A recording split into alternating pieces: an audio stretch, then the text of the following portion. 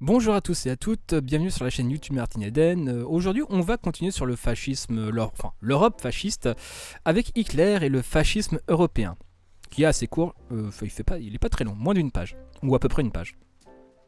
Dans l'Europe conquise par l'Allemagne allemande entre 1939 et 1944, s'instaurent partout des régimes autoritaires et de réaction sociale. Les groupuscules fascistes pullulent. Dans la dépendance de Berlin qui les finance, alimente leur propagande, les engage dans des opérations policières de répression contre les juifs et les résistants et finit par les amalgamer dans les Waffen-SS de son armée. Cependant, pour ne pas heurter les populations, l'occupant intervient aussi peu que possible dans les affaires intérieures de chaque État. En général, il refuse d'installer automatiquement au pouvoir les groupes fascistes à sa dévotion. Il aime mieux s'appuyer sur des personnalités dont l'envergure rassure les occupés. Il préfère ainsi Pétain à Laval et Laval à Doriot.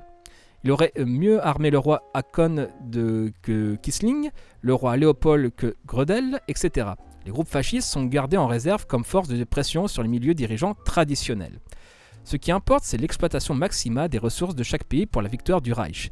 Les méthodes étant partout les mêmes, indemnité d'occupation, clearing à sens unique, prise de participation dans des firmes, exigence de manœuvre, etc. Une certaine uniformisation en résulte.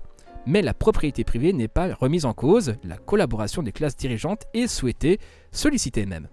Par la suite, dans chaque pays, on peut constater une adaptation à la situation politique et au passé historique.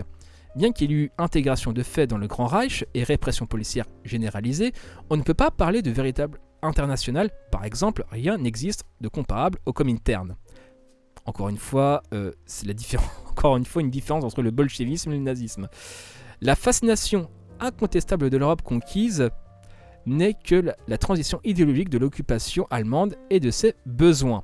Voilà pour Hitler et le fascisme européen. Voilà, c'était très très court, je pense que vous en conviendrez. C'était Martin Eden en direct du Goulag. Bisous à vous.